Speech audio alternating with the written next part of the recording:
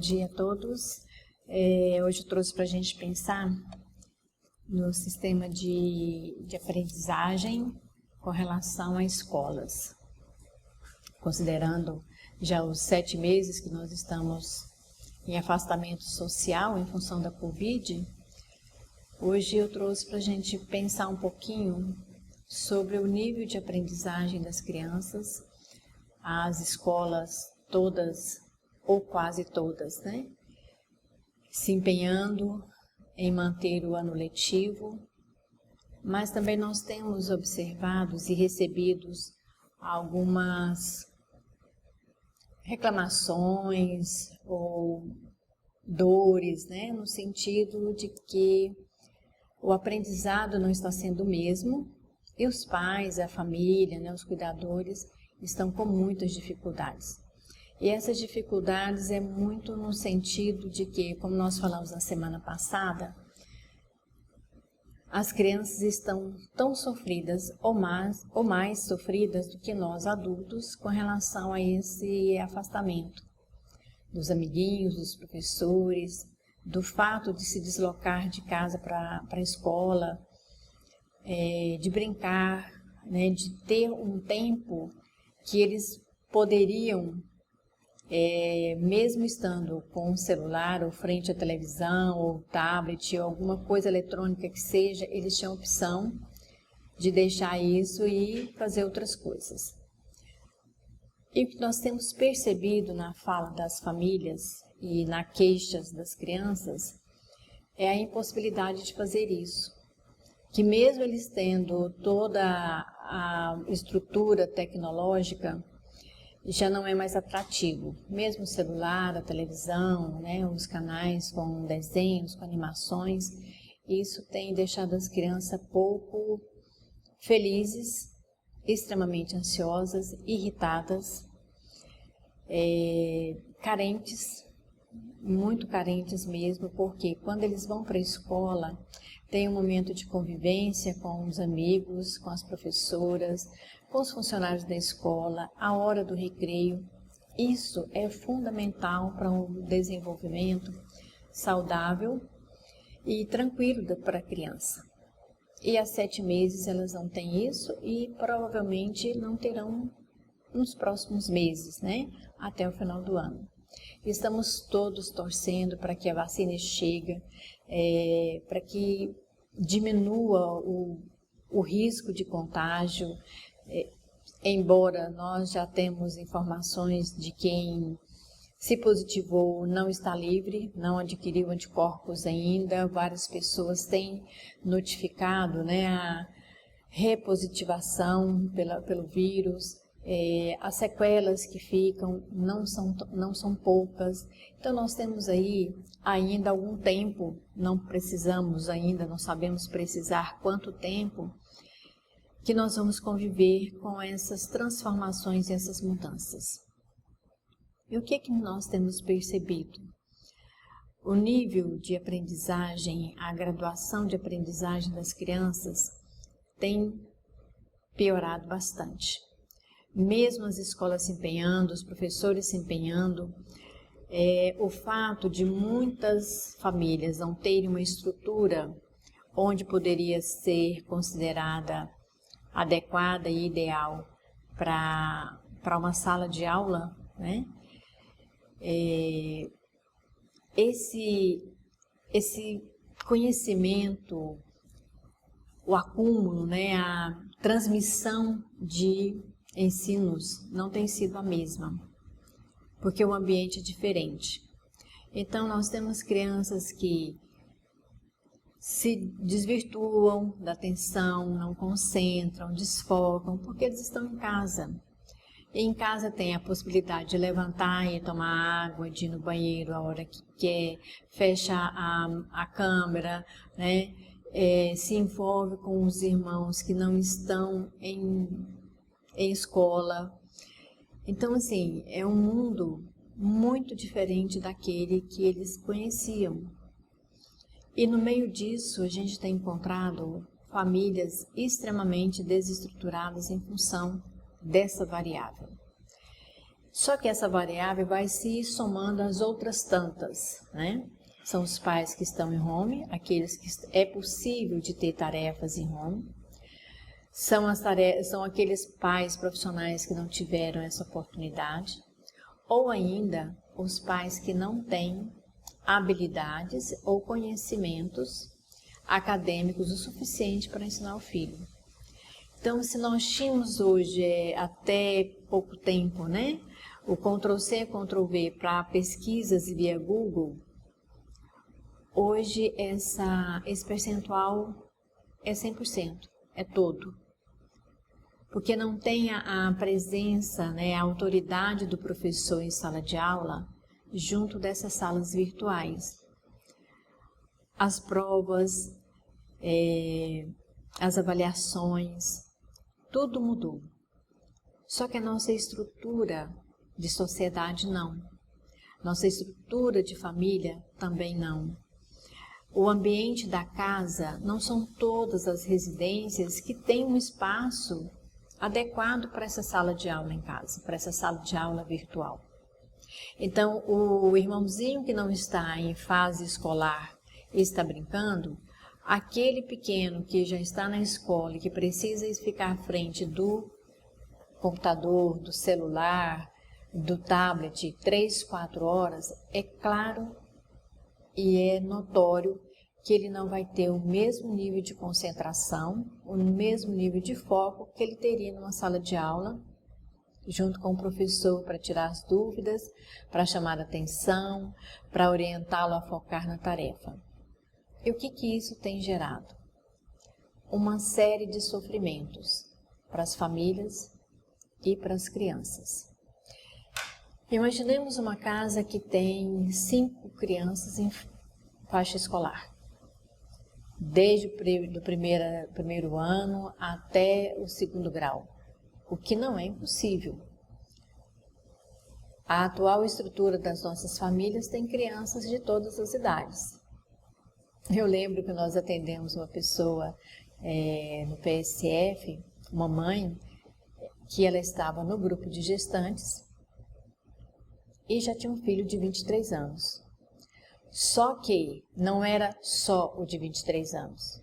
O mais velho tinha 23 anos. Eles eram 10 filhos. Então imaginem que essa família, ela tem todas as idades possíveis para a sala de aula. Desde o 1º ano até o 2º grau, né? E são pessoas que não têm uma estrutura física de casa, né? De alvenaria, vamos falar o português assim, de uma casa que tenha 2 quartos, sala, uma área e 2, 3 notebooks para uma sala, para se estudar virtualmente. Então, o que eu pensei nessa conversa, né? Quando eu propus para a gente pensar como é que está o nível de aprendizagem das crianças? Como é que está sendo esse ano? Eles tiveram aula até a primeira quinzena de março, né? Então, as aulas começaram dia 25 de janeiro, algumas na primeira semana de fevereiro. Quando foi em março, segunda quinzena, parou. Algumas escolas tentaram montar com algum número de presencial, fazendo rodízio entre as turmas, para que não houvesse aglomeração. Mas como que você faz com uma criança lá na escola que ela não possa brincar na hora do recreio? Que ela não possa trocar o lanche com um amiguinho? São situações que nós adultos também não sabemos como lidar. Porque ela vai tirar a máscara para ter que lanchar. Então, pensou-se em tudo isso e manteve-se o afastamento e as crianças estão todas em casa. Para a grande maioria das famílias, a criança na escola é um fator muito importante. Primeiro, as mais carentes vão para a escola para se alimentar, porque é a única alimentação que eles têm no dia, ou talvez uma primeira para ter uma segunda em casa.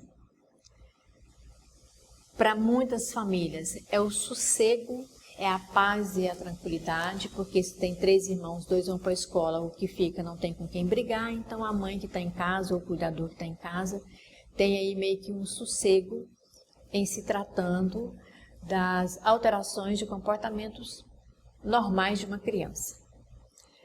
De uma outra forma que também nós vamos ter que pensar é o quanto nós estamos cobrando de aprendizado da criança. Não raro nós vamos ouvir pais, chamando a atenção de uma forma negativa. Então nós temos que ter muito cuidado, e nós que temos contato com as famílias, com as crianças, mesmo numa pandemia, mesmo no sofrimento e no adoecimento que todos nós estamos, de alguma forma, se não é fisicamente pelo Covid, é emocionalmente pela pressão psicológica, pela preocupação e o medo de ser positivado, ou de uma pessoa da família que se positivou. Por isso que eu afirmo que todos nós estamos adoecidos de alguma forma. Nós precisamos orientar essas famílias, desenvolver uma forma de que essas famílias tenham uma escuta qualificada, porque provavelmente é um ano que o aprendizado, que a retenção, a assimilação de conhecimentos, ela vai ser baixa. Porque nós todos estamos numa profunda transformação social, física, psicológica, e aí nós não tivemos tempo ainda de sentar, de parar, de refletir, porque nós estamos caminhando junto com o problema acontecendo. Então, quando nós nos referimos ao aprendizado da criança, vale lembrar que a forma como eu falo com a criança, que eu chamo a atenção da criança, ou que de alguma forma eu estou orientando, e isso nós vimos na fala da semana passada, nós temos que ter um pouquinho de afeto, um pouquinho de paciência, e a gente não tem percebido isso. Então, tem crianças que perderam literalmente o ano em função da dificuldade de não possuir uma ferramenta que ela possa ter aulas virtuais. Ou até aquelas que de repente têm uma facilidade, para um celular, a assimilação é diferente. É muito mais cansativo, mesmo que eu possa fechar a câmera, levantar, ir lá na cozinha, tomar uma água, comer alguma coisa, brincar com meu irmãozinho, a mãe briga, xinga, grita, mas é um ambiente diferente. E a assimilação também é diferente. Então, qual o objetivo dessa fala? É de chamar a atenção para nós adultos, de sermos, nesse momento, mais atenciosos e mais tolerantes com os alunos que estão na nossa casa. Porque os alunos que estão na escola, quando eles chegam da escola, eles deixam de ser alunos e passam a ser nossos filhos, netos, sobrinhos, afilhados. É como tocou o sinal para encerramento das aulas, fechou o portão da escola, todos os problemas da escola ficaram lá. Mas não é de hoje que as escolas pedem muito mais a aproximação e a participação da família na escola, na educação do filho. E como a pandemia veio para nos ensinar alguma coisa, eu penso que é hora de nós aprendermos. Até termos empatia. Empatia pelo cuidador que ficou com meu filho em casa, porque eu não estou lá na hora da aula, mas eu tenho ou um padrinho, ou um tio, ou uma secretária, ou alguém está com essa criança na hora da aula. Os que não têm ninguém em casa para ficar com elas na hora da aula virtual, são os que menos vão assimilar e vão reter algum conhecimento do ano letivo. Uma outra questão de empatia. E nós temos ouvido isso muito, lido muito sobre isso. A empatia pelos professores. Nunca nós ouvimos tanto as famílias dizendo: nunca pensei que os professores eram tão importantes. Porque, como eu disse, a hora de ir para a escola, na verdade, acaba sendo um sossego para quem cuida da criança. E há muito não se pensava em como nossos filhos vão para a escola, e naquele momento, além de todo o conhecimento acadêmico que ele precisa adquirir ao longo da vida, e nós vamos adquirindo conhecimentos o tempo todo, por isso a frase, estamos aprendendo o tempo todo e todo o tempo. Sempre nós estamos aprendendo. Se não é um conhecimento acadêmico, é um conhecimento através das experiências da vida, que é o que está acontecendo conosco agora.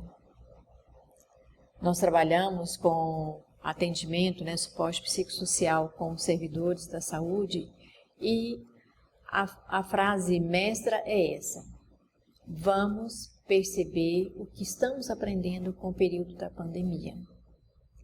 E o que nós estamos aprendendo, o que nós vamos levar para o futuro. E o futuro é amanhã, porque é muito rápido o que está acontecendo. E a preocupação que nós temos com as crianças e com as famílias é exatamente isso, Porque muitas vezes nós esquecemos que a criança é um ser humano e ela tem sentimentos. Então, se nós estamos irritados, eles também estão. Se nós estamos com expectativas negativas, as crianças também estão. Só que elas manifestam de uma forma diferente. A gente briga, xinga, fica mal-humorado.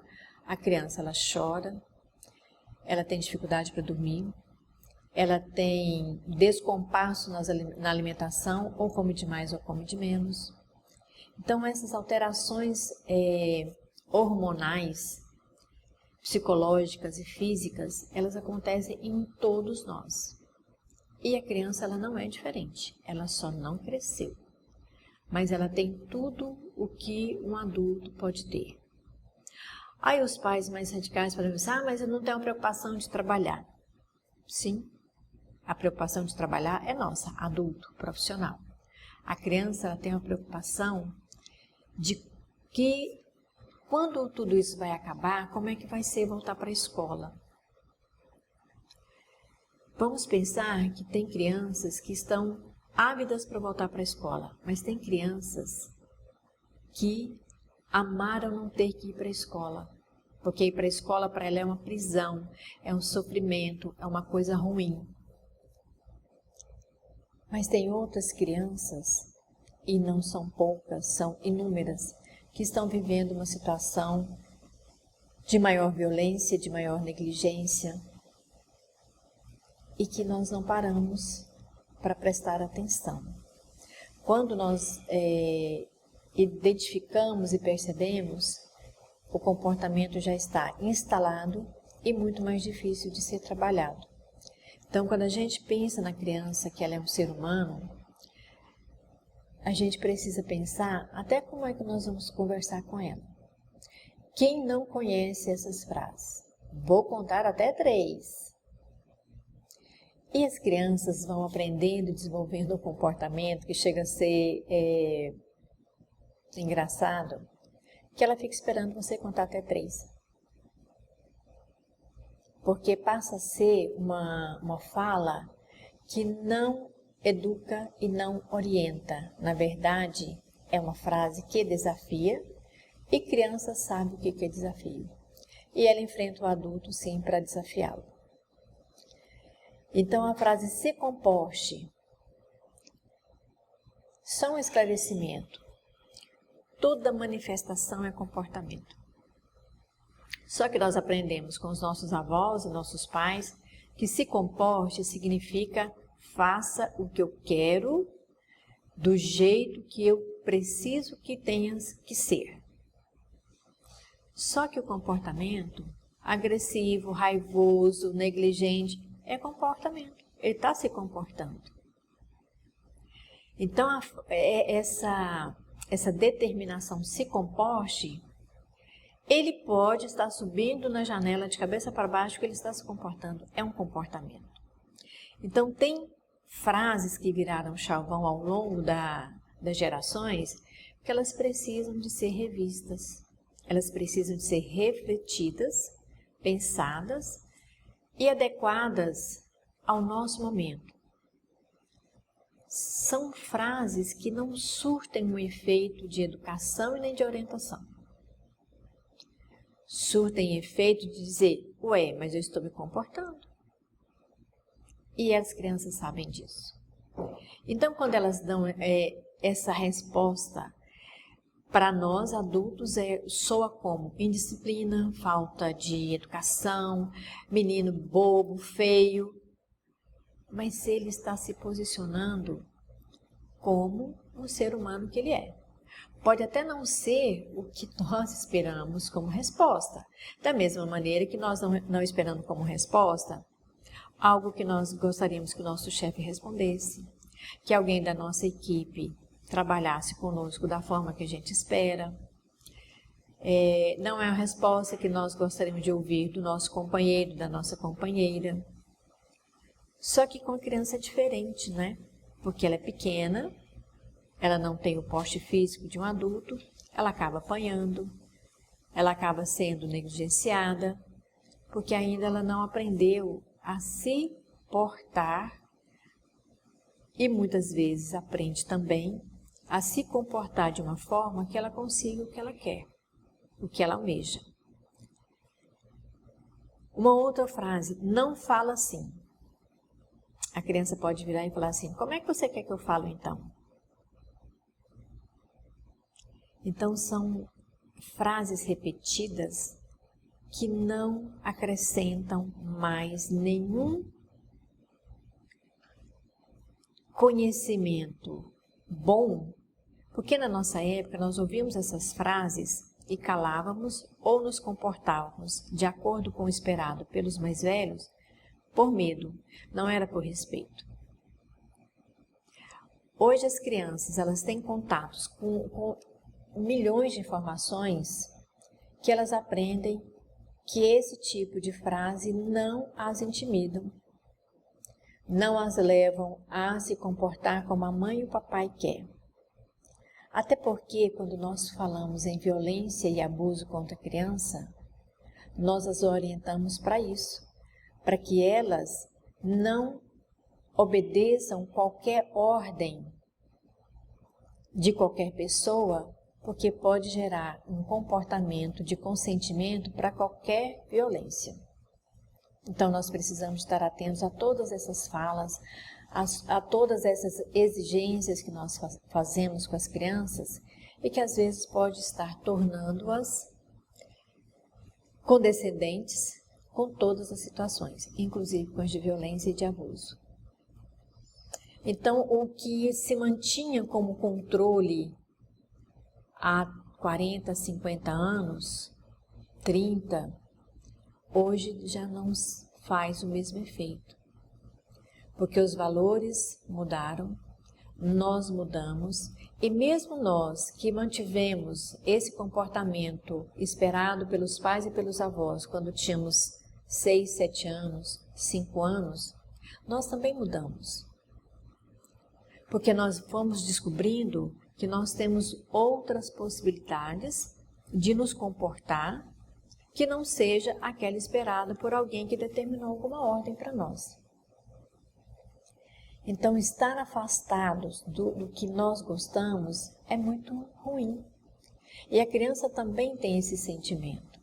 Então, muitas vezes ela pode ser uma pessoa que esteja muito chateada, muito irritada, respondona, né? Que para nossa época custava um tapa, uma agressão. E que nem sempre nós nos educamos por esse motivo. Nós nos calávamos para ser aceitos, para ser obedientes, porque a gente acaba tentando comprar junto à criança uma mudança de comportamento que às vezes ela não quer manifestar. Então temos que ouvir o que as crianças têm a nos dizer. E essa frase nós falamos em outra época, porque eu gosto muito dessa autora, porque ela escreve exatamente como nós devemos, nós sim, nos comportarmos com a criança. Porque quando nós estamos com uma criança chorando por algum motivo, seja por uma perda do bichinho de estimação que morreu, que seja pela morte de um amiguinho, que seja porque o pai foi embora ou a mãe foi embora de casa, porque a avó morreu e ela está chorando. E nós dizemos para ela, tá tudo bem, não precisa de chorar. Nós estamos dizendo para ela, engula os seus sentimentos de dor e de frustração. Aí quando nos tornamos adolescentes, jovens e adultos, precisamos estar na terapia. Porque se a emoção que nos permite esvaziar a nossa dor, que é o choro, nós não podemos manifestar, qual o movimento que nós temos de manifestar as nossas dores? Nos calar, engolir, e quando ela vem com toda a força de ser pressionada e guardada porque a sociedade não me permite que eu manifeste, eu posso me tornar uma pessoa de uma extrema agressividade, como casos que nós já vimos de pessoas que invadem a escola, saem atirando, quando não se matam depois do ato de assassinatos. Então, quando nós dizemos para a criança, está tudo bem, não precisa chorar, vai ficar tudo bem, vai sim, vai ficar tudo bem, mas naquele momento não está.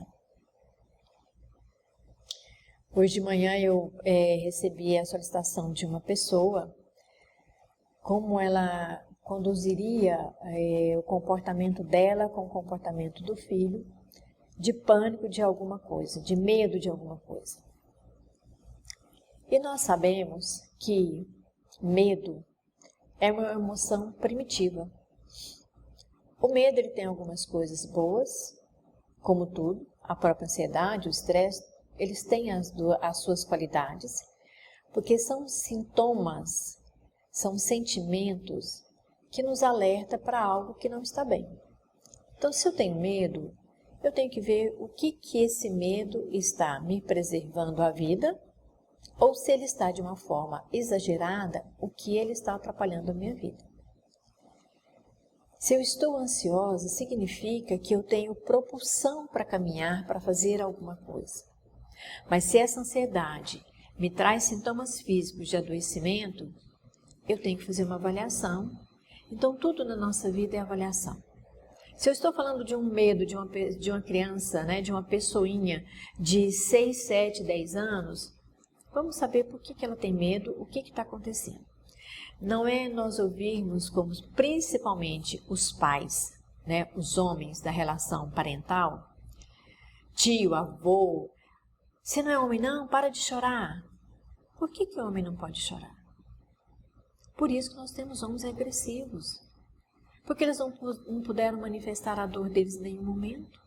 Eles não puderam pedir socorro em algum momento. Claro que pode chorar.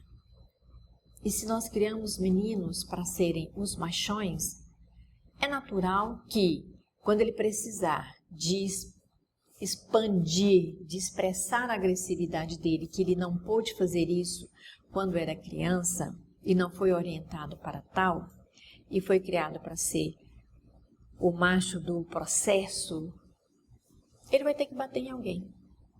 E ele vai bater em alguém que é mais fraco, fisicamente. Ou seja, nos filhos e nas mulheres. Então, o estar tudo bem começa em como eu estou acolhendo essa criança. Ah, professor, mas o que isso tem a ver com o aprendizado da escola? Tudo. Porque é o momento que nós estamos 24 horas dentro de casa. Principalmente a criança. Nós estamos saindo ainda para trabalhar, aquelas pessoas que conseguem ter uma atividade, uma tarefa que pode fazer em casa. Os outros não, estão indo para a rua. Só que os outros que estão indo para a rua, quando eles voltam para casa, eles vão encontrar crianças hiperativas, com as suas hiperatizes de criança, claro, faz parte do desenvolvimento, com crianças raivosas, tristes, choronas, porque eles estão sentindo falta de tudo. Além da falta que sentia da presença dos pais, do familiar que está com ele está ficando em casa só. Porque antes ele ainda ficava um tempo na escola. Ele gastava toda a sua energia na escola, no recreio, brincando, brigando, fazendo alguma coisa na escola. Há 7 meses que ele não faz isso. Qual o espaço que sobrou para ele fazer? Na casa dele. E ele vai entender que, por estar na casa dele, na casa dos pais dele, ele pode fazer o que der vontade. O que vai acontecer? Provavelmente ele vai apanhar quando os pais chegarem.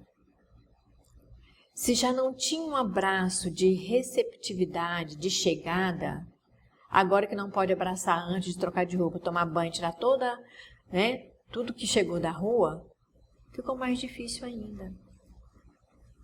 Então nós precisamos aprender a ser empáticos com a criança. A gente fala tanto em empatia com o adulto. A gente esquece de ser empático com a criança. Quando a criança está chorando, temos que ver por que ela está chorando. Ela pode estar passando por um sofrimento tamanho que nós não temos dimensão. Ah, mas a criança chora mesmo. Não, criança não chora mesmo. Criança chora sim, mas criança chora porque sente alguma coisa. E às vezes alguma coisa que ela não sabe dizer o que é. Então, é fundamental que lembrar que a criança é um ser em desenvolvimento e que essa fase é muito rápida. Então, esses 7 meses, esses 9 meses que a criança vai ficar em casa, porque esperamos que em fevereiro ela volte para a escola, para o seu ambiente conhecido, para o seu ambiente acolhedor, ou os pais que vão ter trabalho em cultivar na criança a volta para a escola. Porque muitas crianças estarão felizes em voltar. Outras podem ter desenvolvido uma reserva física, de contato físico muito grande em função da contaminação. Depende muito de como nós trabalhamos com a criança a questão da contaminação. Tem criança que não vai querer voltar para a escola, porque na cabecinha dela ela vai ser contaminada. Então, nós precisamos ter cuidado com as informações que nós passamos para as crianças e que deixamos ela ter contato. Então, tudo no momento da criança é experiência nova. E muitas vezes em casa, eu não posso brincar de pique-pega, eu não posso brincar de esconde, porque os adultos precisam de silêncio para trabalhar, precisam de sossego. Então, ou manda a criança para frente da televisão ou põe o celular na mão dela, que é o momento que ela dá sossego. Só que chega uma hora que ela também não quer mais isso. Ela quer brincar, ela quer se soltar, ela quer sair de cima do sofá, de frente da televisão, ela quer correr, ela quer ir para a rua, ela quer fazer um monte de coisas que criança precisa fazer. Então, esse recado é para os nossos adultos mesmo. Tire um tempo para você viver com o seu filho, porque essa fase passa muito rápido. Mas é a fase mais importante, onde eles recebem muitas informações. As descobertas são inúmeras, inclusive as descobertas que não são boas para o momento, para a fase que se encontram.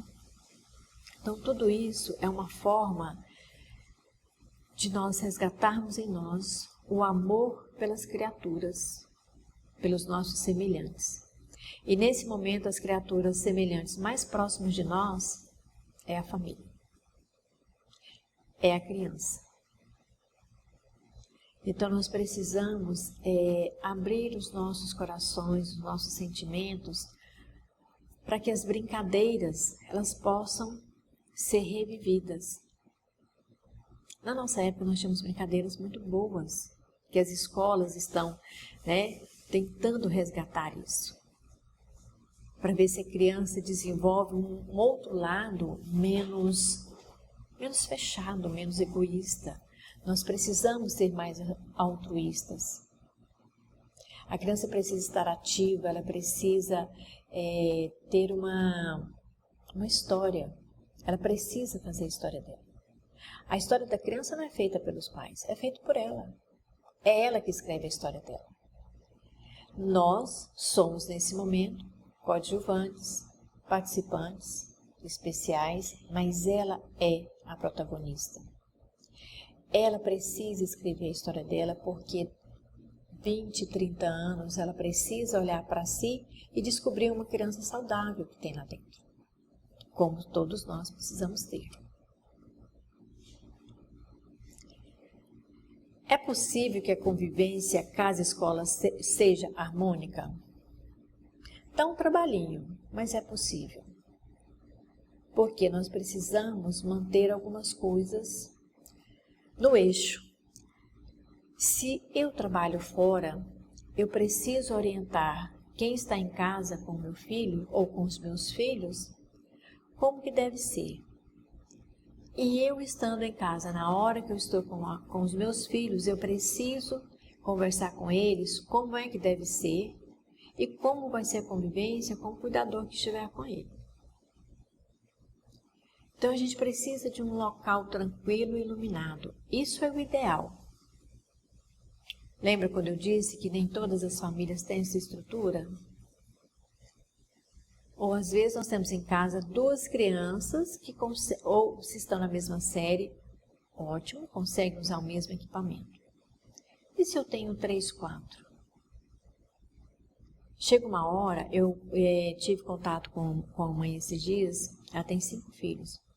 Chega uma hora que ela tem que ser criativa o suficiente para alguns estar fazendo algumas coisas enquanto o outro está na sala virtual. E aí os pais têm que até ter contato com a escola e dizer, olha, eu preciso que determinadas matérias sejam disponibilizadas a tal hora. Via e-mail, via WhatsApp, alguma rede social que seja possível. Porque não tem, a não ser famílias que muitas vezes não é o nosso público de saúde pública, PSF, que tem 3, 4 notebooks em casa, é possível, mas o nosso público não é. A comunidade que é assistida por nós não tem essa facilidade. Então, nesse momento, as mães, os pais têm que ser criativos. Eu tenho um amigo que ele tem um afilhado, ele não tem filhos, e os pais chegaram num momento que eles não conseguiam mais ensinar, tirar as dúvidas, né?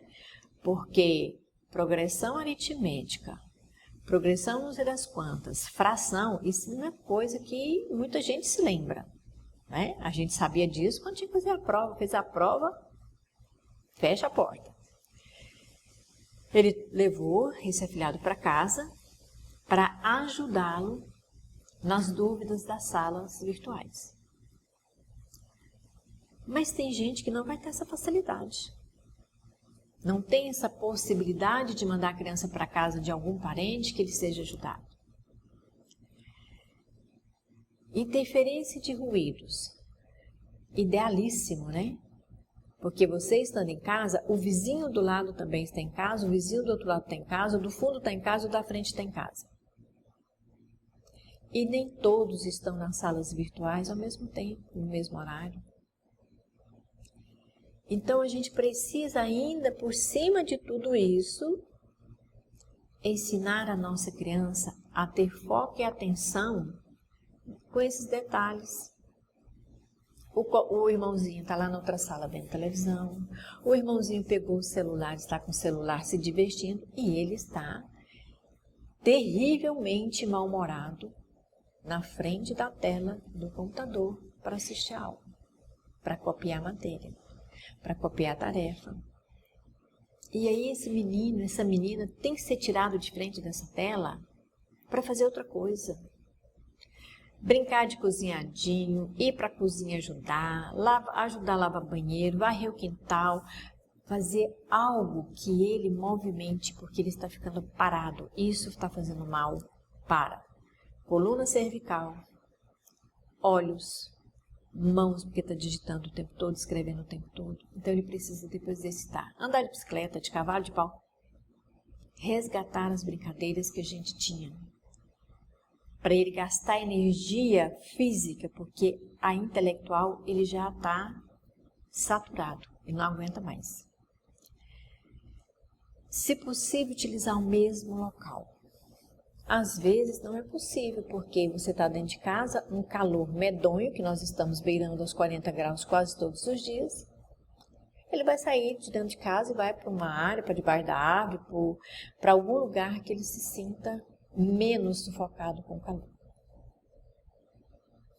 Manter uma rotina programada para os estudos. Outro desafio bastante interessante.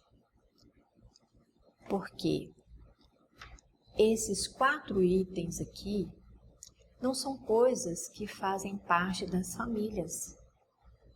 A família é barulhenta, os sons cada vez mais altos, com músicas cada vez menos audíveis.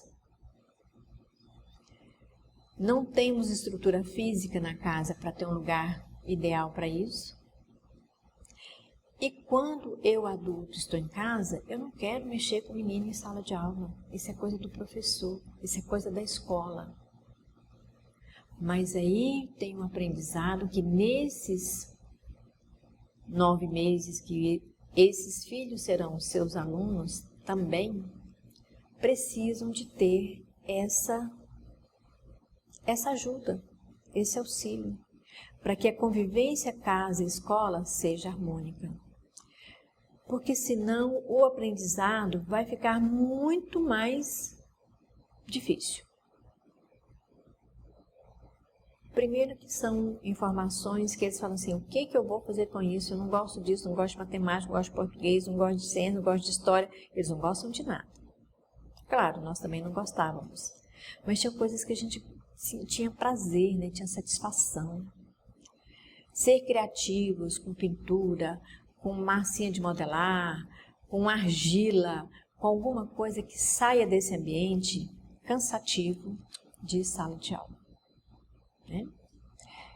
Sempre que houver necessidade, dar um intervalo para a criança. Programar os horários que irão realizar as atividades para casa. Ter também tempo para as brincadeiras. Deixar que a criança se expresse em relação à nova rotina, adaptando o que for possível.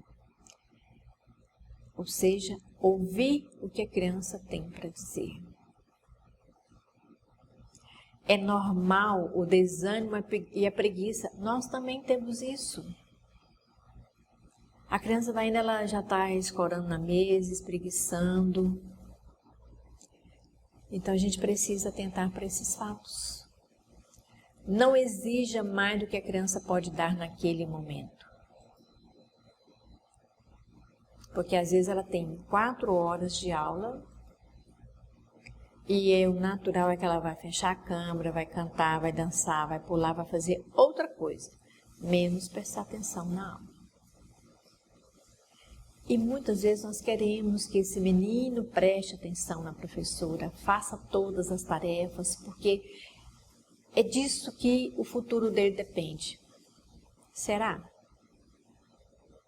Não estou aqui fazendo apologia a não assistir a aula, não participar da aula.